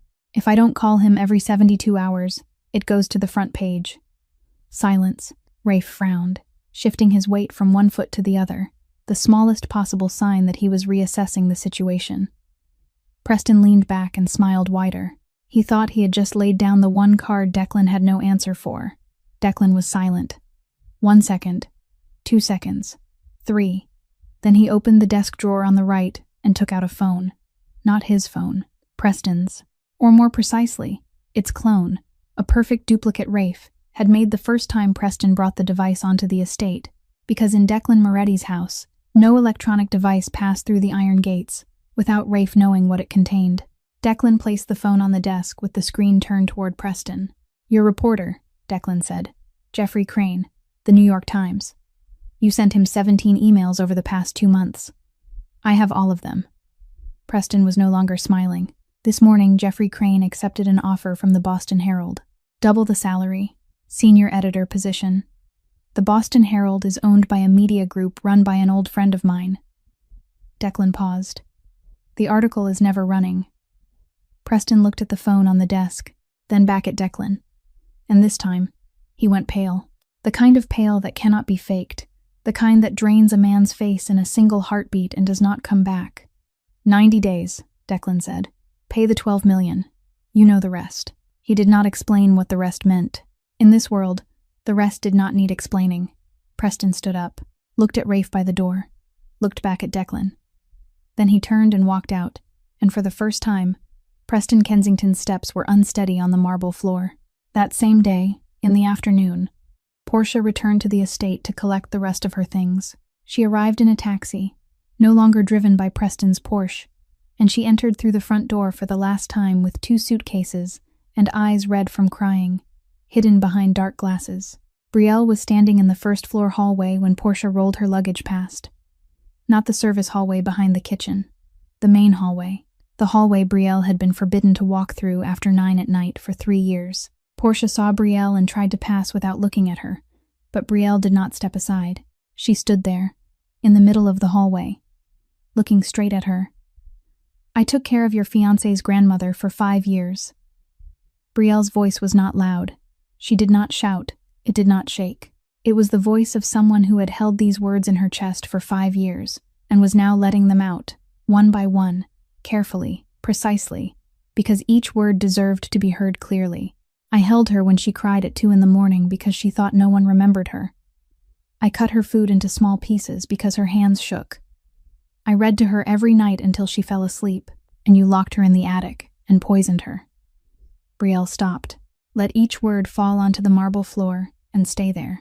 Every time you kneel down to scrub a floor yourself," Brielle said, "and you will kneel, I know you will think of me, not because I am cursing you, but because at last you will understand what it costs."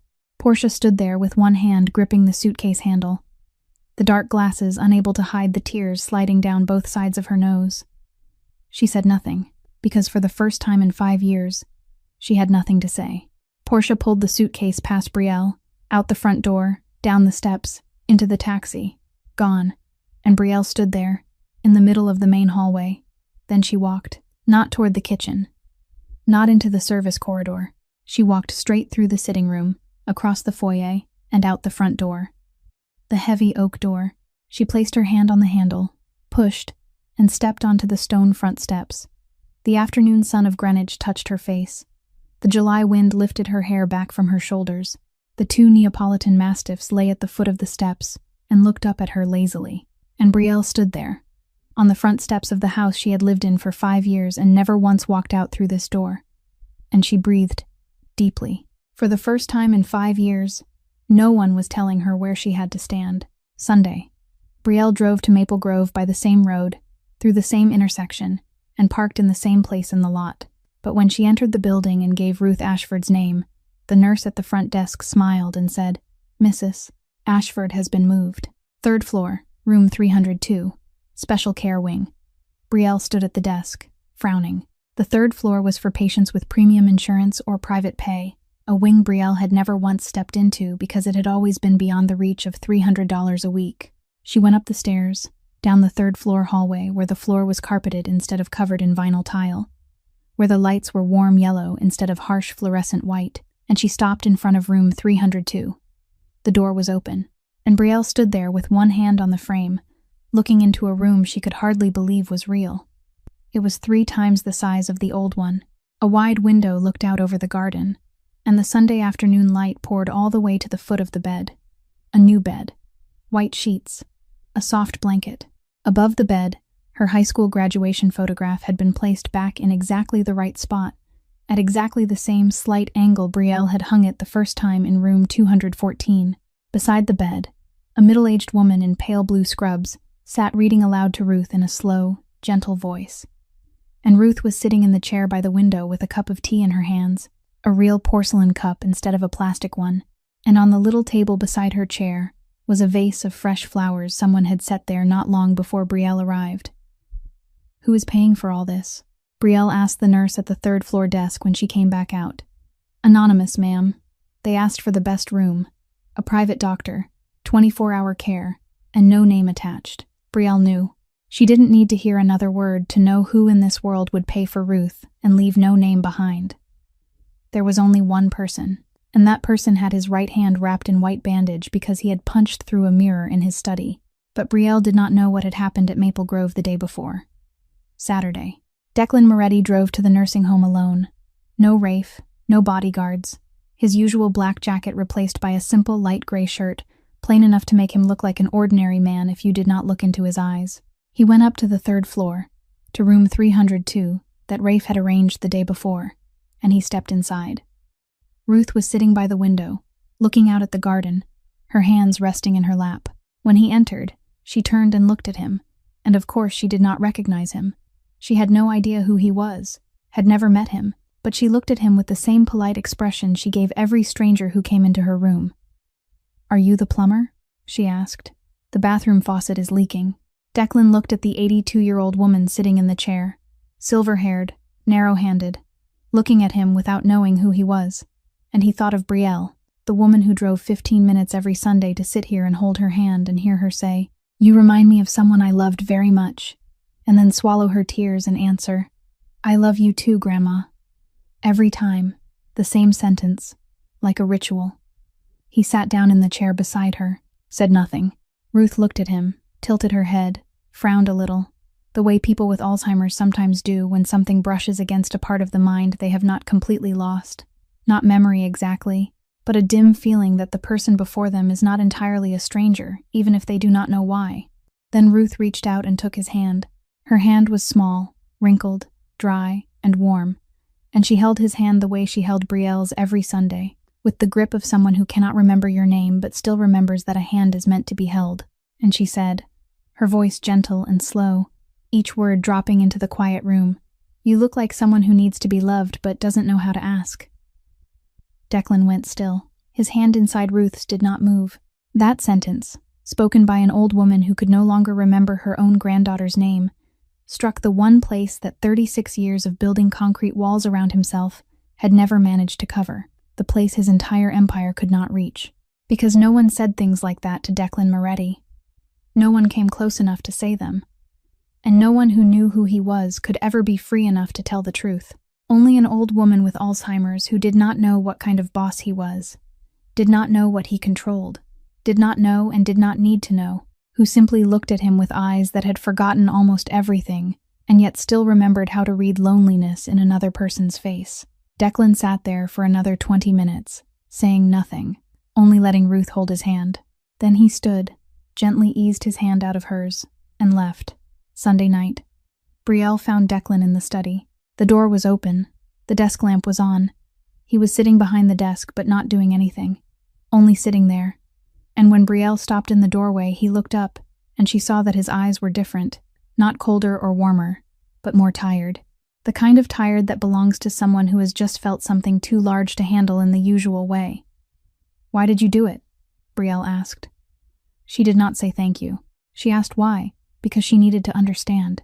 Because in 5 years of living in that house, no one had ever done anything for her without a reason, and she needed to know his reason before she allowed herself to trust it.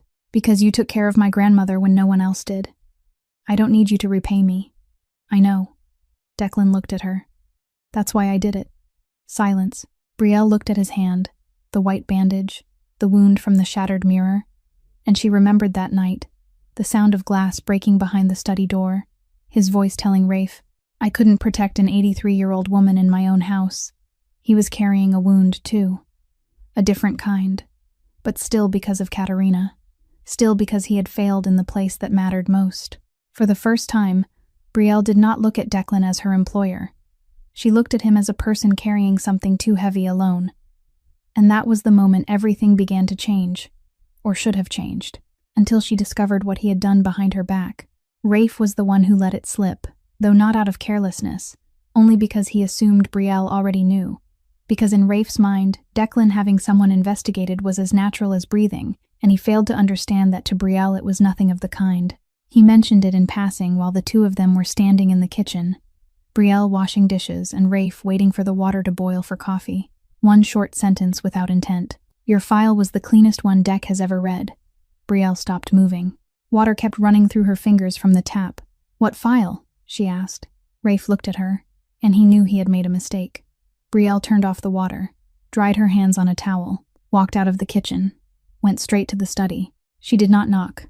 She pushed the door open and stepped inside.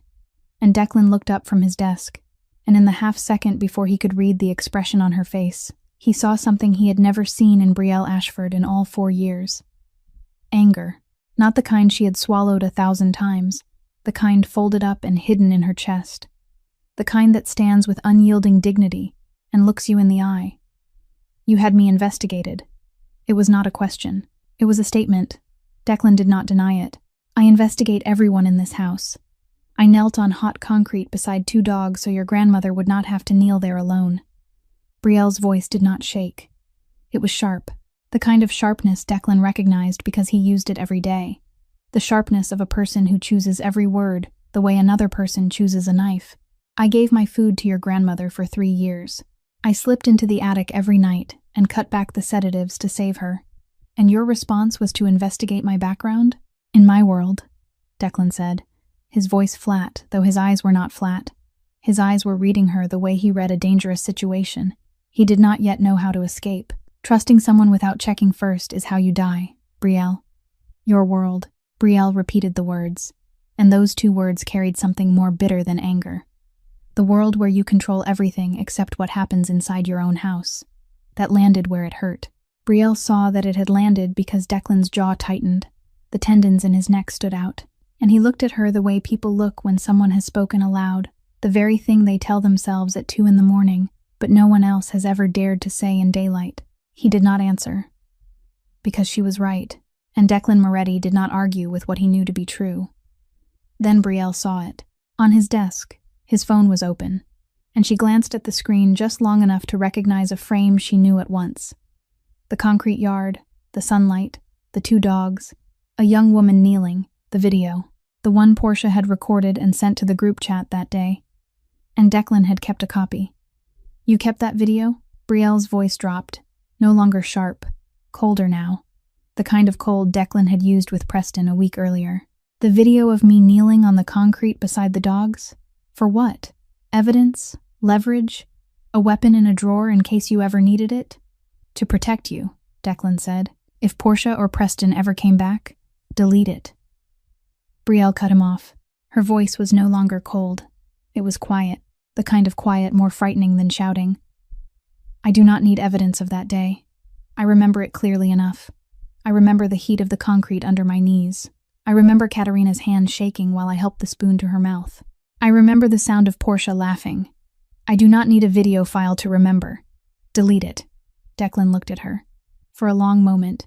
Then he picked up the phone, opened the file, pressed delete. The screen showed one word: deleted. He set the phone back on the desk, the screen facing her. Brielle looked at it, nodded, turned, walked to the door, and she closed the study door. Gently, deliberately. The kind of door closing Declan knew was worse than slamming, because slamming is loss of control, while closing it softly means total control and still choosing to leave. 4 days. 4 days in which Brielle and Declan lived under the same roof without speaking a single word. Brielle cared for Katerina in the first-floor sitting room, where she had been moved back after 5 years in the attic. Declan stayed in the study, or the basement. The 2 of them avoided each other in the hallways like planets thrown out of orbit, close enough to feel each other's pull, never touching. On the 4th day, Katerina called Declan into the room. She was sitting upright on the sofa in the sitting room, her eyes bright, her hands resting on her lap. And when Declan sat beside her, she took his hand in both of her small, warm hands that still trembled slightly, and she said, "You were right to check. I understand. In your world, trusting without checking gets you killed." Declan looked at her. "But you were wrong," she went on, "when you did not tell her first. You checked behind her back. You kept the video behind her back. You did everything behind her back because that is how you are used to living, because your world taught you that secrets are weapons." She paused, looked at him with 83 years in her eyes. "But in love, Declan, secrets are not weapons. Secrets are poison." Declan said nothing. Katerina looked at him a moment longer, then spoke again, her voice softer now but heavier than everything that had come before. "I have been poisoned enough to know what poison looks like." The sentence hung there between them, the literal meaning. The sedatives Portia had been feeding her for months. The deeper meaning. Secrets kill a relationship from the inside. Slowly, silently, in exactly the same way the sedatives had been killing her. One pill at a time, until a person forgets she was ever lucid at all. Declan sat in silence, because she was right. And because for the first time, the Moretti boss did not know how to repair the thing he had broken. But on the morning of the 5th day, he would try. With a pan of burned eggs, 5 in the morning, on the 5th day, Brielle went down to the kitchen as she always did, barefoot on the cold tile floor, her eyes not yet fully open, reaching up to the shelf for the tea tin to make Katerina's tea before the old woman woke. But when she pushed open the kitchen door, she stopped, because someone was already there. Declan Moretti stood at the gas stove with his back to the door, black t-shirt, dark pants, barefoot just like her, his right hand still wrapped in white bandage, and that hand was holding a non-stick skillet at an angle he clearly had no idea how to manage. On the stove, 2 eggs had already burned black in the pan. The whites turned into a brown rubbery layer stuck fast to the bottom, and a 3rd egg had been cracked badly, half of it spilled across the counter, the yolk running down the edge of the cabinet and onto the floor. The smell of burning hit Brielle before she fully registered the smoke. The whole kitchen, which she had kept spotless for 5 years, looked as though it had just survived a battle in which the eggs were the only casualties, and Declan Moretti, the man who controlled half the underworld of the Northeast, he was standing in the middle of that wreckage with the expression of someone facing an enemy he did not know how to defeat. "What are you doing?" Brielle asked from the kitchen doorway. Declan did not turn around. "Making breakfast. For her. For you. You are setting your own kitchen on fire. Then help me." 3 words. Then help me. Not an order, not a polite request. A confession wrapped in the shortest 3 words Declan Moretti could manage. That he did not know how to do this. That he needed her, and that this was the only way he knew how to say "I am sorry," when he had never learned how to say those words aloud. He had burned eggs at 5 in the morning because eggs were the simplest thing he could think of making, and he had still ruined them, and he was still standing here, in the middle of smoke and charred eggs and yolk running across the floor, because walking away would mean admitting he did not know how to repair what he had broken, and Declan Moretti did not walk away. The burnt eggs smoked between them. 4 days of silence hung in the air heavier than the smoke. Brielle looked at his back, at the bandaged hand holding the pan, at the broken egg on the counter, and she did not say "I forgive you." She did not forgive him. Not yet. But she stepped forward. She crossed the kitchen floor, avoiding the pool of yolk on the tile, came to his side, turned off the gas, opened the window to let the smoke out, took the burned pan from his hand and set it in the sink, then opened the cabinet, took out a clean pan, set it on the stove, turned the flame low, and looked at him. "Crack the eggs into a bowl first," she said. "Don't crack them straight into the pan. Tap them lightly on the rim of the bowl, don't slam them. And low heat, not the highest flame you've got." She placed an egg in his hand. Her hand touched his, touched the white bandage, and both of them noticed that moment, but neither said a word. Declan tapped the egg against the bowl. The first time, too hard, bits of shell falling in. Brielle picked the shell out, lighter. The second time, he tapped more gently, and the egg split cleanly, the yolk dropping whole into the bowl. He looked at the egg with an expression Rafe would never have believed if he had seen it. Declan Moretti pleased with himself for successfully cracking an egg. Katerina came downstairs 10 minutes later. She walked down on her own, no one helping her, her back straight, her eyes bright, and when she stopped in the kitchen doorway, she saw her grandson holding a pan, while Brielle held his hand and adjusted the angle so the eggs would not slide to one side. The 2 of them standing together at the stove in a kitchen that still smelled faintly of the first ruined batch, and she smiled. The first smile Brielle had seen on her face since the day she had been brought down from the attic. Katerina said softly, in Italian, 1 word, "Finalmente." Finally. that night, the back porch. The same concrete step where Brielle had once sat alone at 3 a.m. wrapping her burned hand. The same step where Declan had sat beside her for the first time. But this time he sat closer. Their shoulders almost touched. And this time he spoke. "You were right," he said, looking out at the dark yard where Caesar and Nero slept by the fence.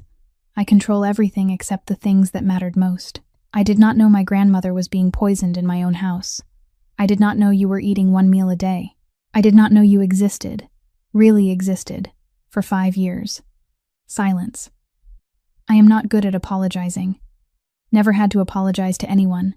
But you," he paused, swallowed, "you deserved more than anyone I have ever met. I do not need you to be perfect, Declan." Brielle said his name for the first time instead of Sir or Mister. "I just need you to see me. To see Katerina. To see what matters without needing Rafe to make you look." "I see now," he said quietly. "I see you." He placed his hand on top of hers, not holding it, just resting it there, asking with touch instead of words, "Is this all right?" Brielle did not pull away. She turned her hand over so her palm opened upward. And that palm, calloused, marked by the burn from the hot sauce, cracked from 5 years of cleaning chemicals, met his palm, the one with the old scar at the wrist, the fresh mirror wound under white bandage, the hard knuckles shaped by years he had never spoken about to anyone. 2 hands carrying different kinds of wounds, but born of the same source. Loving someone so much that pain became a price willingly paid.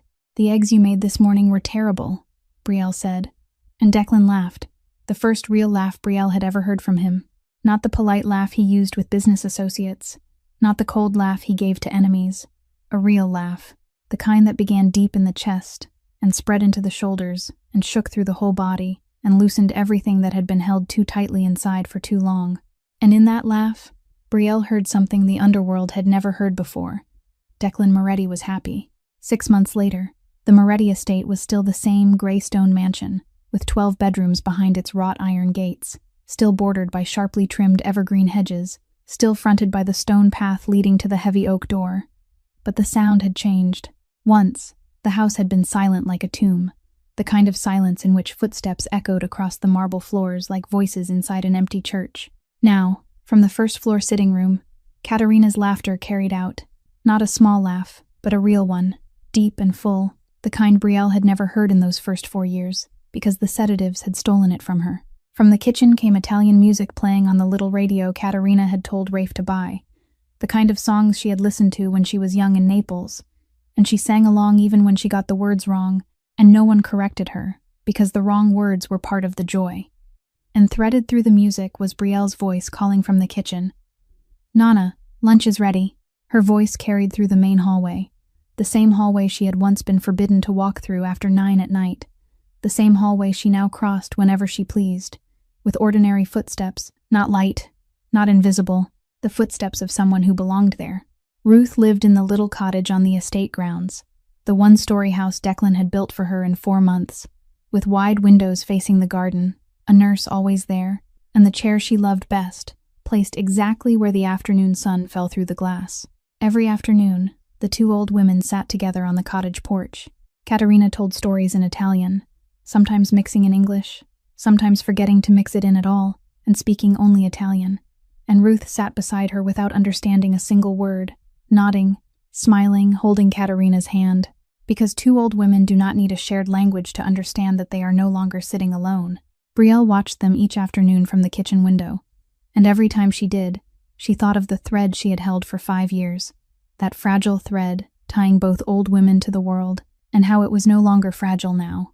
Now it was a porch, an afternoon sunbeam, a hand holding another hand. Brielle was no longer the housekeeper.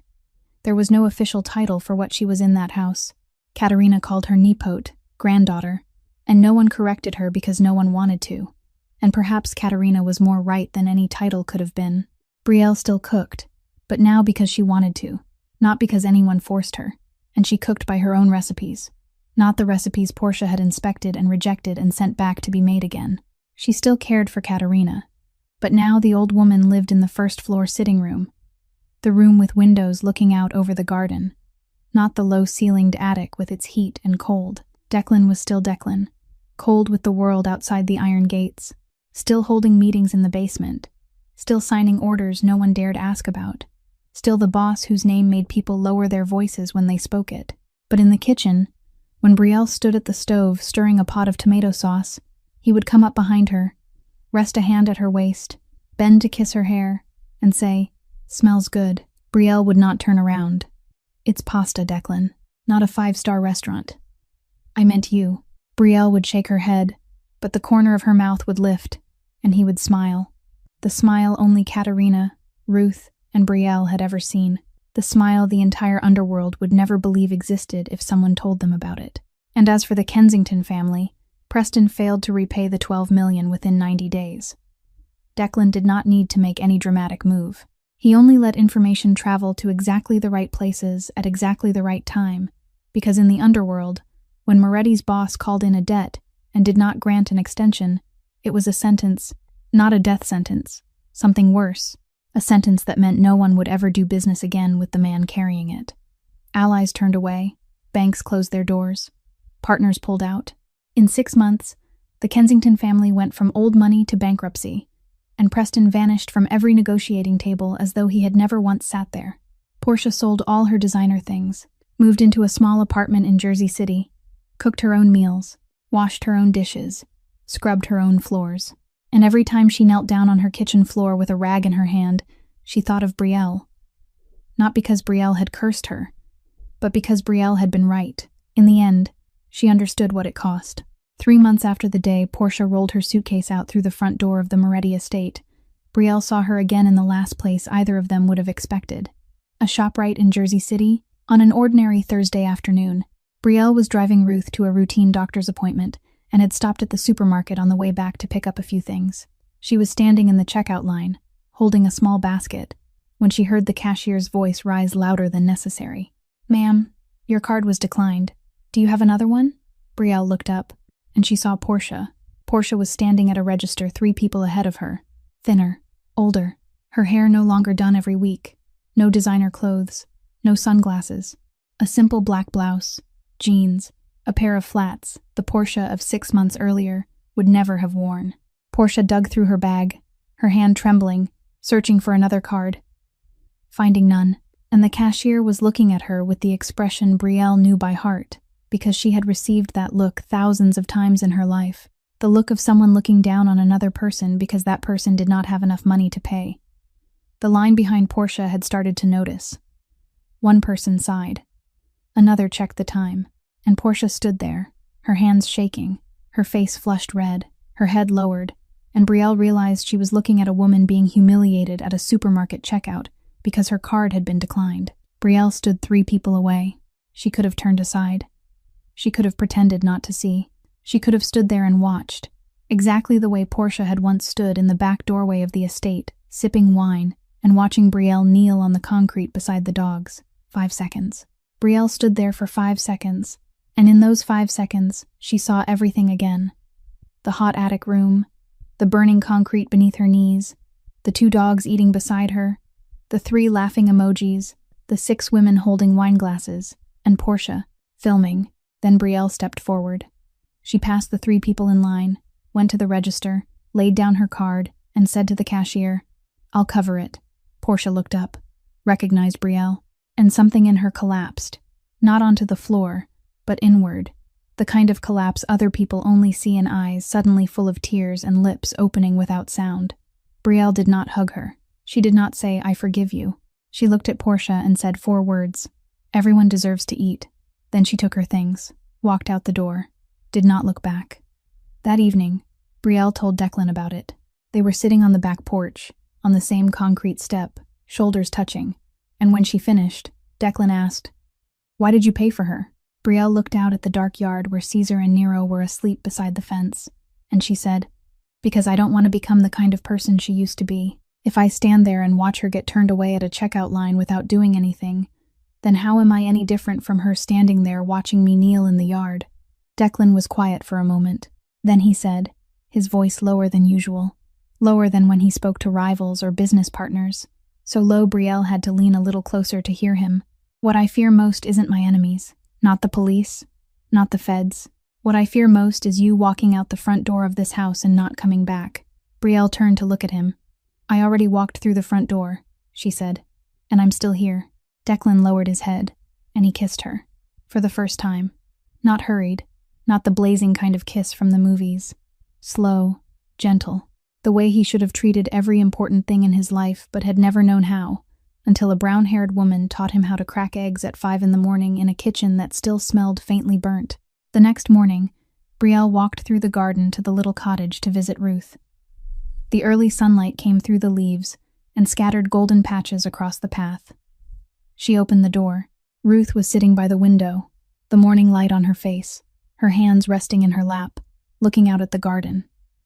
Brielle sat down beside her, took her hand, the small, wrinkled, dry, warm hand.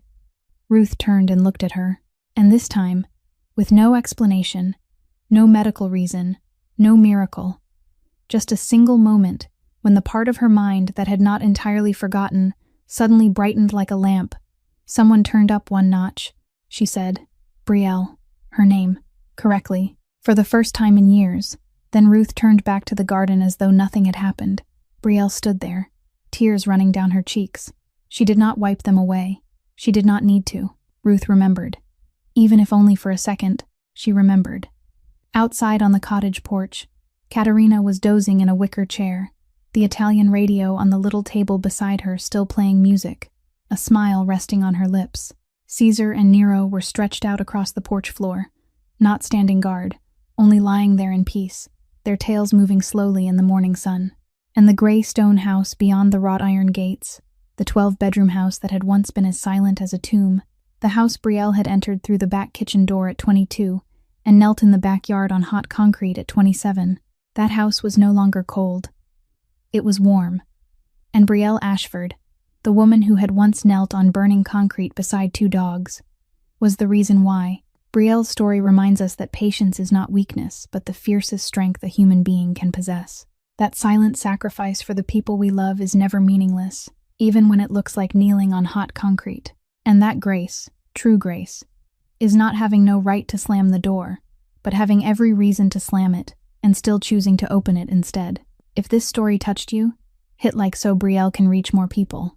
Share it with someone you know who is quietly carrying something for the sake of someone they love. And subscribe to the channel, turn on notifications, so you don't miss the next stories. How did this story make you feel? Have you ever met, or known, someone like Brielle in your life? Someone who silently endures everything so the people they love can live in peace?